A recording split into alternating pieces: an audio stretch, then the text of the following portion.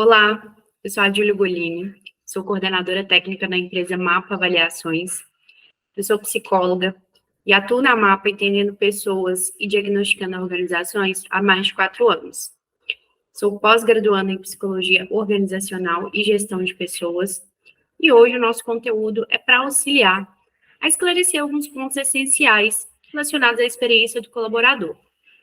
Então, nós vamos abordar diversos aspectos relacionados ao comportamento humano e o impacto que ele tem na experiência dos colaboradores. Para a gente iniciar essa conversa, é importante a gente contextualizar um pouquinho qual que é a importância, então, do comportamento humano no ambiente de trabalho, né? O aspecto mais importante ao falarmos sobre essa questão do comportamento no ambiente de trabalho é que ele é um ponto central.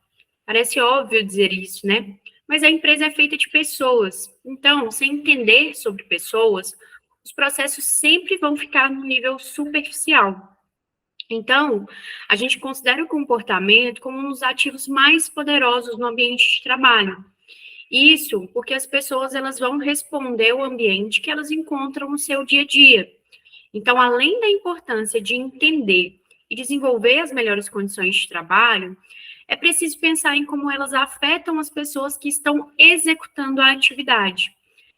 Elas são as maiores conhecedoras do processo e a sua motivação, a saúde dessas pessoas é o que vai possibilitar, é o que vai ser uma base ali importante para que os objetivos da organização sejam alcançados. Pensando em tudo isso que foi dito, o meu objetivo enquanto representante da MAPA é explorar o impacto do comportamento humano na experiência dos colaboradores e trazer para vocês que estão nos assistindo alguns insights importantes a respeito desse cenário. Bom, então vamos começar abordando um pouquinho sobre o que é a experiência dos colaboradores, né? Do que a gente está falando, a partir de que ponto a gente está tratando essa temática. A experiência dos colaboradores é justamente a jornada das pessoas dentro da empresa. E a gente precisa entender que essa jornada ela é ampla e ela conecta todos os pontos de contato que as pessoas terão com a empresa, desde o momento da contratação até a sua despedida, seja por qual motivo for. E por que hoje se fala tanto da experiência do colaborador, né, e não só da experiência do cliente? Porque as empresas têm entendido cada vez mais que investir em uma melhor experiência de trabalho, que ao investir, na verdade, né, numa melhor experiência de trabalho, ela vai obter em retorno melhores resultados. Isso porque quanto mais o colaborador ele encontrar ali dentro do seu trabalho uma identificação, motivação, um retorno positivo em relação ao que ele faz, né? Enquanto mais ele encontrar ali benefícios em estar na organização, espera-se, né, em termos gerais, que ele tenha ali mais engajamento, mais dedicação, que eles fiquem mais tempo dentro da organização, né? Isso está relacionado ali também ao processo de retenção e, consequentemente, sejam colaboradores mais produtivos. Bom, além de entender sobre o que é a experiência do colaborador, a gente precisa entender também o que nós estamos chamando de comportamento humano, para que assim a gente consiga definir a sua relevância no contexto organizacional. Então, a gente parte de um princípio de que o comportamento é a maneira do indivíduo agir no mundo, a sua maneira de agir e reagir. É como esse indivíduo ele vai se portar ali no seu dia a dia, conforme os contextos, conforme os estímulos ambientais no qual ele está ali submetido. Então, o comportamento nada mais é do que a forma como cada um de nós vai se expressar no mundo. E o que isso tem a ver com o contexto organizacional? Porque ele vai estar diretamente ligado à atuação do indivíduo e, consequentemente, à sua produtividade. E em quais termos também essa produtividade ela vai ocorrer e como esse indivíduo ele vai conseguir contribuir para o alcance dos objetivos da organização. Então, isso quer dizer que conhecer pessoas é mais do que uma tarefa para o recrutamento e seleção, a fim de entender ali sobre a adesão do indivíduo ao cargo. Esse é um elemento muito importante, mas existe uma necessidade de profundidade na compreensão do comportamento humano, que sempre vai ser o diferencial das empresas que têm um sucesso atrelado a colaboradores saudáveis em seus postos de trabalho. Então, é importante, sim, e é essencial, obviamente, que as empresas tenham um processo de recrutamento e seleção assertivo.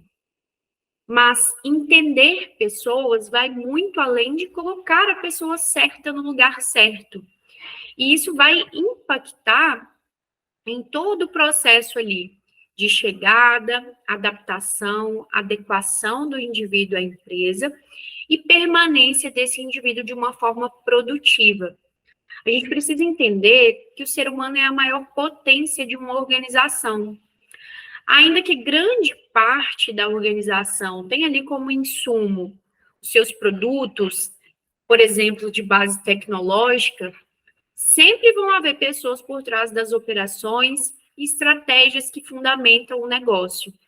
E é aí que mora a importância do comportamento e a sua compreensão.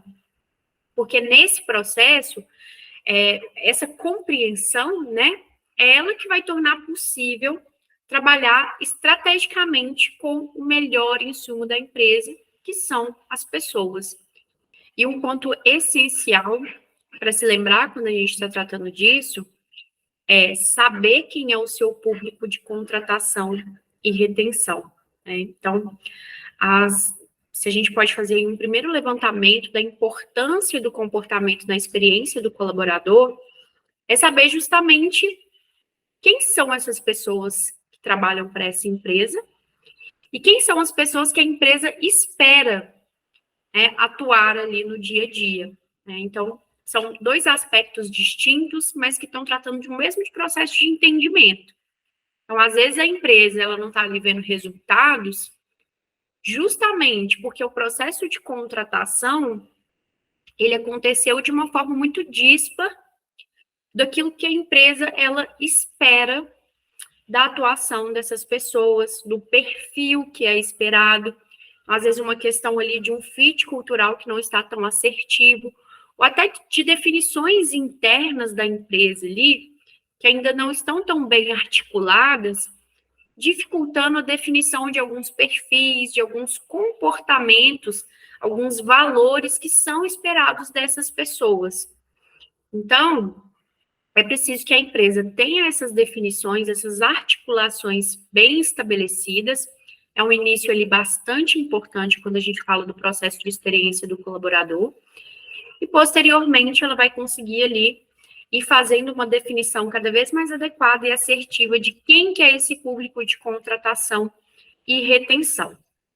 E aí, pensando nesses aspectos, né, a empresa, ela precisa ali de ter pessoas que ajam realmente como cientistas e têm, de fato, sede de investigação e entendimento. E aí a gente precisa fazer alguns questionamentos, né? De onde que vem o comportamento? O que sustenta o comportamento das pessoas? Quais são os fatores que o influenciam? Esse entendimento técnico mesmo a respeito do comportamento, ele vai permitindo ali uma maior profundidade e uma maior assertividade em todo esse processo que eu estou narrando aqui, né? De forma simples e objetiva, um padrão de comportamento vai ser algo ali que se repete, como, por exemplo, sempre enfrentar o mesmo tipo de situação no trabalho, ou conseguir fazer uma determinada coisa da mesma maneira todas as vezes. Então, as pessoas, elas vão agir com alguns padrões de comportamento, e a maioria desses nossos padrões, eles são desenvolvidos pela influência de diversos fatores, como o ambiente que a gente vive, a nossa estrutura familiar, as nossas relações interpessoais ao longo da vida, entre outras coisas. Então, é importante que a gente tenha essa consciência de que as pessoas, elas estabelecem ali alguns padrões comportamentais ao longo da vida, e isso vai estar presente também no contexto organizacional, né? E esse entendimento vai ser importante para que a gente consiga estabelecer o que a gente espera dessas pessoas que estão chegando da organização de acordo com a nossa cultura organizacional, né? Quando a gente fala da cultura organizacional, a gente está se referindo àquelas atitudes que são esperadas, que são consideradas ali adequadas, corretas, convenientes, e certos rituais, maneiras de pensar, valores, símbolos, práticas que são desenvolvidas com o tempo e que vão condicionando a forma com que os colaboradores eles respondem aos desafios, né? E é importante a gente ter em mente de que uma marca empregadora dissociada da experiência do colaborador pode ser um sinal de que essa cultura organizacional ela é mais algo aspiracional do que fundamentada de fato na realidade. Então, quando a gente fala da experiência do colaborador, a gente precisa ter um olhar bastante carinhoso e preocupado, de fato, com a cultura organizacional. Por quê? Ela vai ser um elemento potencializador daquilo que torna a empresa única, ao construir as suas estratégias e entender ali qual que é o seu valor no mercado e qual que é o seu valor também para os seus colaboradores, né? Então, em termos gerais, né, uma boa cultura empresarial, uma boa cultura organizacional, ela vai imprimir ali sentidos de transparência, de confiança, de colaboração entre as pessoas, né, e uma valorização das relações interpessoais. E estar atento se a nossa cultura organizacional está trazendo essas bagagens vai ser um aspecto essencial para quando a gente está avaliando ali como que tudo isso interfere e está relacionado ali à maneira das pessoas se comportarem, né?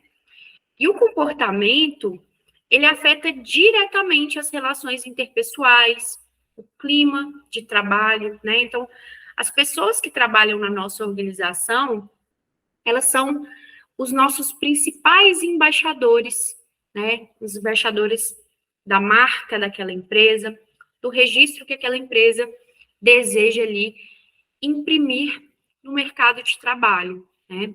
E aí é importante que a gente faça todas essas correlações de compreender o comportamento, compreender da onde vem o comportamento, aonde vem esses padrões comportamentais e entender como que a nossa organização, a nossa cultura organizacional, a nossa marca está influenciando e afetando ali no comportamento dos nossos colaboradores. Então, essa é a amarração entre todos os pontos que eu mencionei aqui até o momento, né? E aí, pensando nisso, vamos falar um pouquinho a respeito da importância da experiência dos colaboradores para o sucesso das organizações, né? A Nelice Heck, ela é coautora do livro Aceleradora Ágil e Inclusiva, unindo conhecimento, projetos e pessoas para construir um futuro tecnológico justo. É um livro que agrega muito no diálogo sobre a experiência do colaborador. Eu gostaria aqui de trazer algumas pontuações ali bastante pertinentes que ela traz a respeito desse assunto, né? Ela vai trazer uma reflexão simples, mas muito importante, que é tudo é sobre pessoas. Quando a gente está tratando do contexto organizacional, a gente precisa se recordar disso a todo momento. Tudo é sobre pessoas. Então, ela vai dizer que uma empresa, somente como uma entidade, ela não consegue alcançar nada. A empresa precisa das pessoas que trabalham junto com ela. Entender a valia do trabalho dessas pessoas é muito importante, né? E se certificar de que essa vivência ela está sendo de fato olhada, ela é de fato importante para a organização. E quando a gente fala desses aspectos, a gente precisa trazer aqui um ponto que também é uma grande influência, quando a gente fala ali do processo da experiência do colaborador, que são as lideranças, né? Como que o comportamento dos líderes, ele vai impactar tanto na motivação, quanto no engajamento e a produtividade das suas equipes, né? Todas as lideranças de todas as áreas e funções, elas são responsáveis por como a estratégia da empresa ela é executada. Então, novamente, aqui a gente está trazendo aspectos que estão relacionados à cultura organizacional, porque é a partir dessa cultura que vai ser possível tratar ali as estratégias e suas execuções.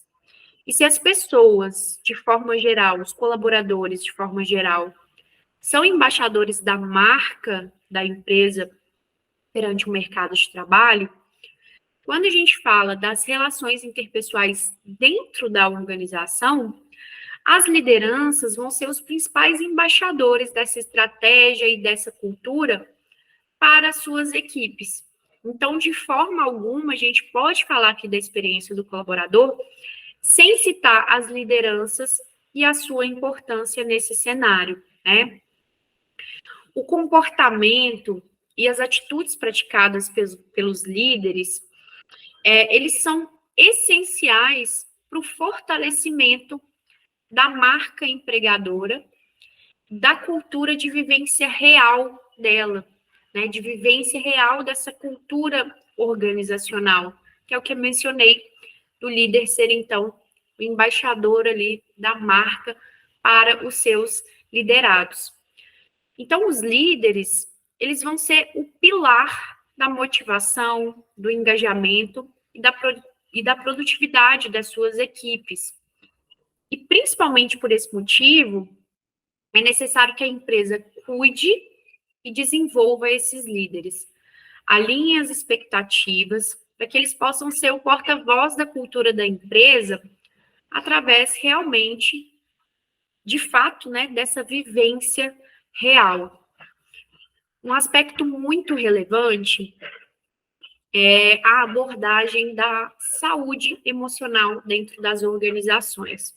Não é o nosso objetivo tratar disso aqui nessa aula, mas é importante trazer o quanto que isso faz a diferença na experiência do colaborador em geral, mas o quanto que as empresas precisam ainda evoluir e ter mais assertividade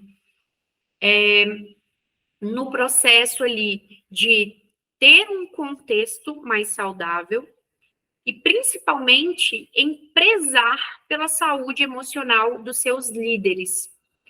Líderes adoecidos, eles não são capazes de trazer ali um ambiente saudável para a sua equipe.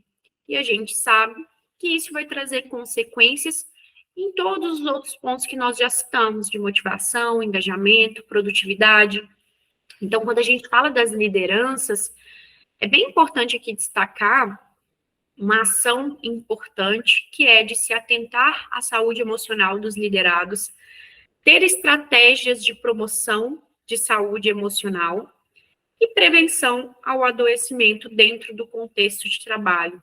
Então, muita atenção ao ritmo de trabalho, à jornada, à carga, aos benefícios, ao que realmente esses líderes encontram dentro da organização, está atento à sua jornada, de fato, né, para que ele possa repassar, vamos dizer assim, todo esse bem-estar e possa oferecer como base para a sua equipe um ambiente igualmente saudável.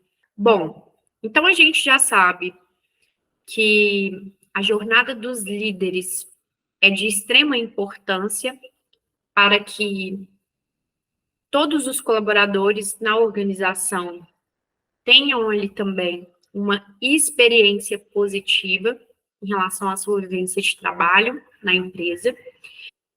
E vão ter outros aspectos também que vão ser importantes de serem entendidos nesse cenário, como, por exemplo, os efeitos do comportamento negativo no ambiente de trabalho e como que isso afeta a nossa cultura organizacional.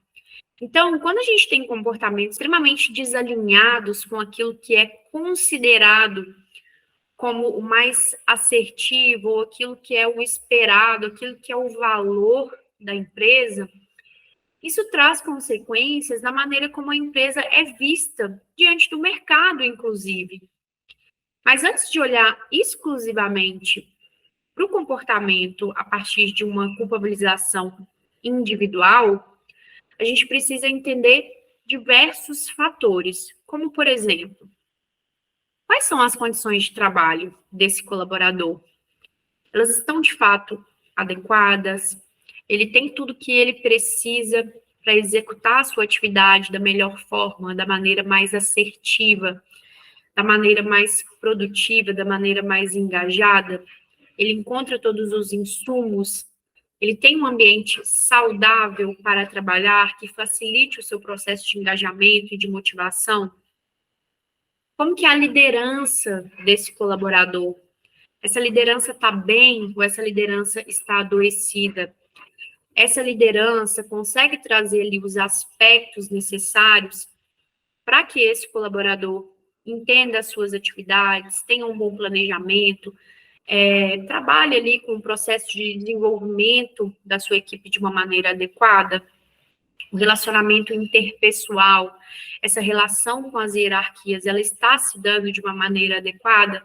Daí a importância daquilo que eu mencionei anteriormente a respeito das lideranças, né? Qual que é o ritmo de trabalho dessa pessoa no seu dia a dia? Está realmente adequado, né? Tem um volume de atividades adequado para o tempo que a pessoa tem para executar, né? Na sua empresa, as pessoas precisam fazer muita hora extra, elas precisam estar disponíveis no seu tempo de folga para que o trabalho consiga ser concluído, para que as metas precisem ser alcançadas. Como que está a carga de trabalho?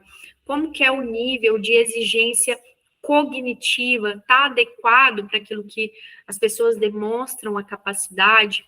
Qual que é o nível de exigência emocional? Essa pessoa precisa lidar com uma carga de emoções ali muito elevada no seu dia a dia, né? Então, quando a gente fala aqui de ritmo de trabalho, a gente pode incluir diversos pontos relacionados à parte da execução, né? Como que está a base? Ela tem os insumos adequados ali para executar da melhor maneira? Ela está encontrando ali as ferramentas para o desenvolvimento necessário para uma execução de fato assertiva? O que a empresa tem feito para melhorar o bem-estar dos seus colaboradores? Uma questão bastante interessante que começou a ser muito mais difundida depois da pandemia, onde a temática, né, da saúde mental veio mais à tona ali nas organizações, são as ações paliativas que estão relacionadas a estratégias que não necessariamente vão na base da problemática. Elas continuam ali mantendo o problema, mas elas dão uma solução paliativa para aquele problema.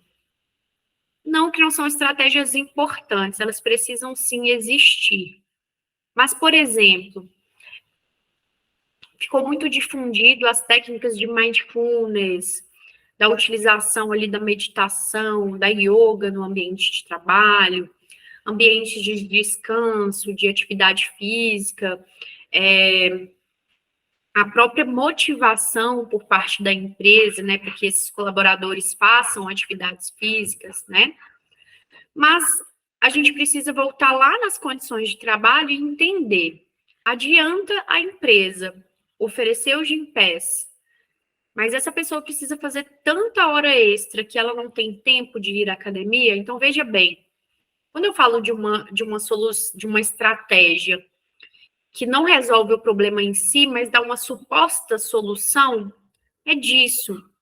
É colocar ali pequenas coisas no dia a dia que tiram ali o indivíduo momentaneamente, talvez de uma situação de estresse, né? Então ele pode parar aqui um pouquinho e ir para uma sala de descanso. Mas será que a empresa está olhando para aquilo que está causando tanto estresse e tanto cansaço para esse colaborador? Então é importante que a empresa pense sobre isso, o que de fato está sendo feito para melhorar o bem-estar dos seus colaboradores. Então, será que eu tenho pessoas suficientes para as metas que estão sendo colocadas e para o tempo que está sendo colocado nessas metas?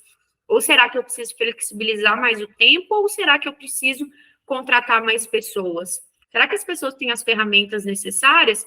Ou está faltando isso em algum sentido, né? E por isso essas pessoas estão sendo sobrecarregadas. Então, considerar a base dos problemas e agir diante disso, né? E também é importante considerar, está ocorrendo algo no contexto de vida desta pessoa? Quando uma pessoa chega para trabalhar, ela não deixa a sua vida pessoal ali na porta da empresa, ou assim que ela bate o ponto, ela deixa ali os seus problemas.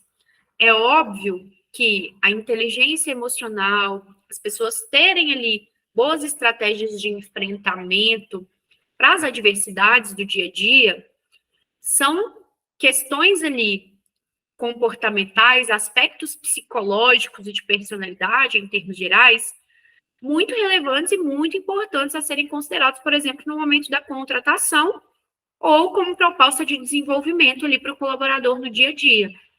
Mas a gente sabe que vão ter situações ali, vão ter adversidades, vão ter problemas, vão ter momentos onde a fragilidade ela vai aparecer e ela deve aparecer, né? E aí a empresa precisa pensar em como ela tem feito para acolher as fragilidades, quanto ela tem deixado isso aparecer e o quanto esse ambiente organizacional tem sido psicologicamente seguro para que as pessoas tragam isso também e possam, de alguma forma, dentro do ambiente organizacional, encontrar ali estratégias, encontrar algum tipo de suporte. Isso tudo está sendo dito porque vão ter justamente contextos ali que vão afetar esse indivíduo para além da sua capacidade emocional de lidar com algumas questões. E aí é importante que a empresa também tenha abertura para lidar com esses momentos. E não só enquanto as coisas estão ótimas, excelentes, né? Então, tudo isso são questões que afetam diretamente o comportamento e que podem causar comportamentos negativos.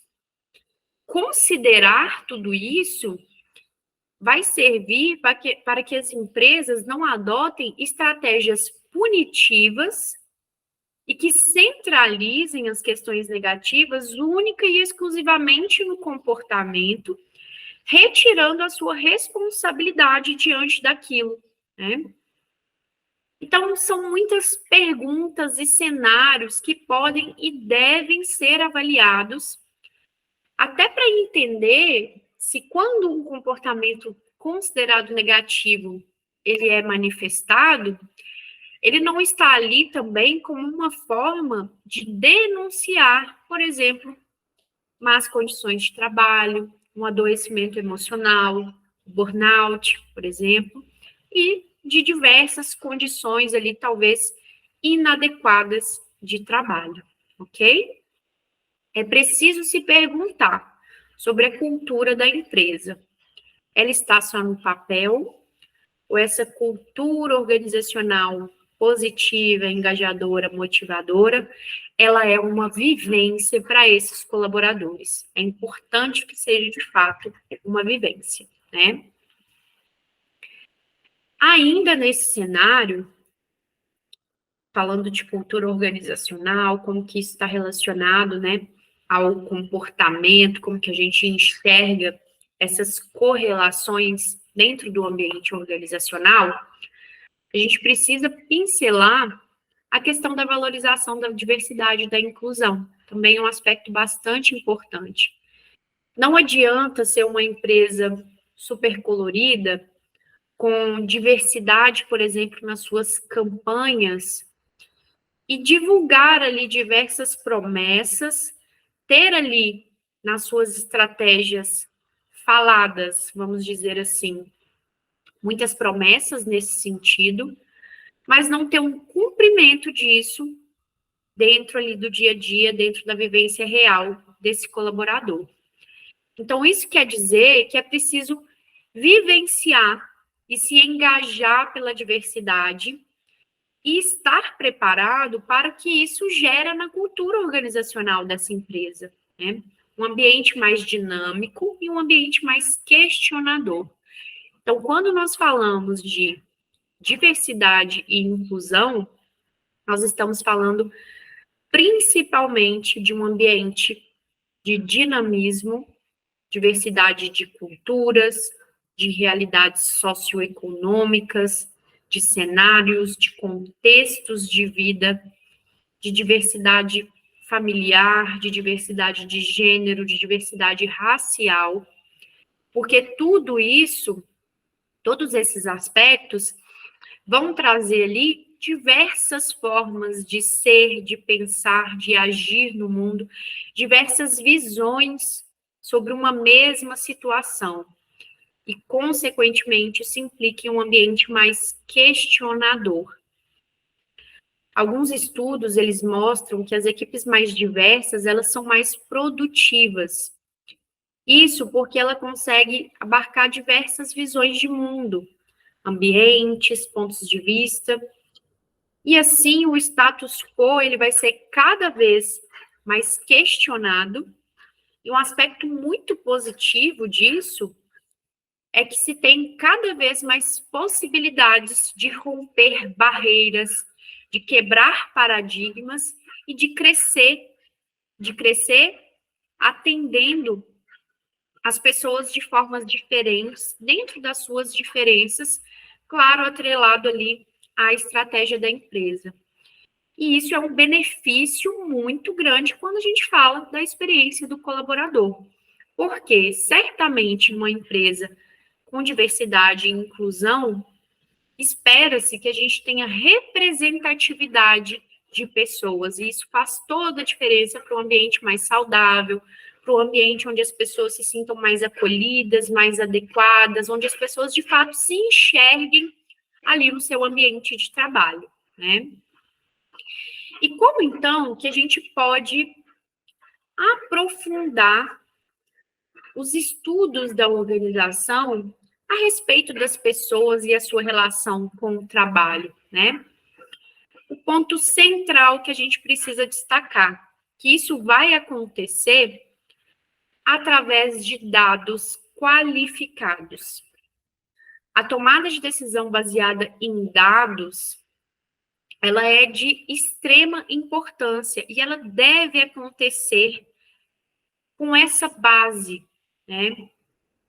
A análise de pessoas é uma missão crítica para melhorar a marca empregadora e é preciso que se tenha um investimento de fato nos dados a respeito desses talentos, dessas pessoas.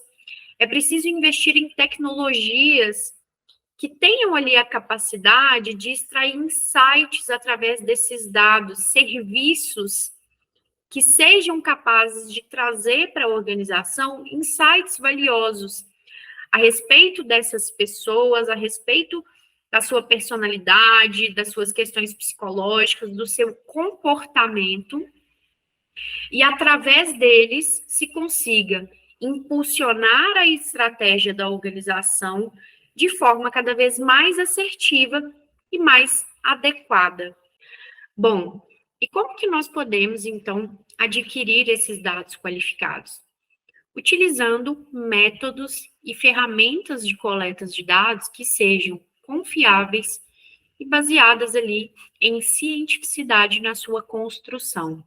Então, hoje, por exemplo, a Mapa conta com diversas ferramentas capazes de identificar fatores psicológicos, de personalidade, comportamentais, fatores psicossociais, fatores socioemocionais, que são todos relevantes e fazem parte do espectro comportamental do indivíduo, dentro ali de contextos diferentes de entendimento e de análise, e que trazem insights a partir de visões diferentes acerca do indivíduo, considerando, em alguns casos, o contexto psicossocial do indivíduo de forma mais relevante, em outros casos, considerando os aspectos, as características psicológicas de uma forma mais relevante e mais aprofundada.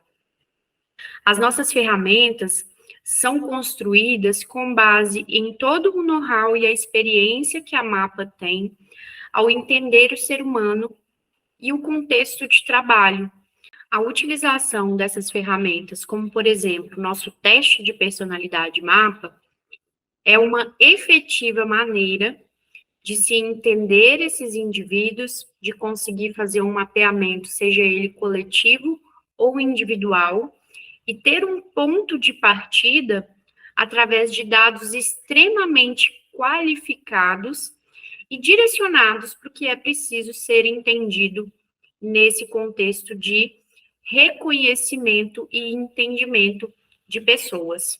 Então, recapitulando os principais pontos abordados aqui na palestra, a gente falou um pouco a respeito da importância do comportamento humano no ambiente de trabalho, os fatores que influenciam o comportamento humano e a relação entre esse comportamento e a cultura organizacional, que é uma correlação extremamente relevante para o assunto que a gente está trabalhando. E como o comportamento afeta as relações interpessoais, o clima de trabalho e, finalmente, a sua relevância para a experiência dos colaboradores, principalmente em como melhorar essa experiência de forma positiva através do entendimento de pessoas no contexto de trabalho. E se você se interessou em conhecer um pouco mais a respeito da Mapa e as nossas ferramentas, acesse o nosso site www.mapaavaliações.com.br e fale com um dos nossos consultores.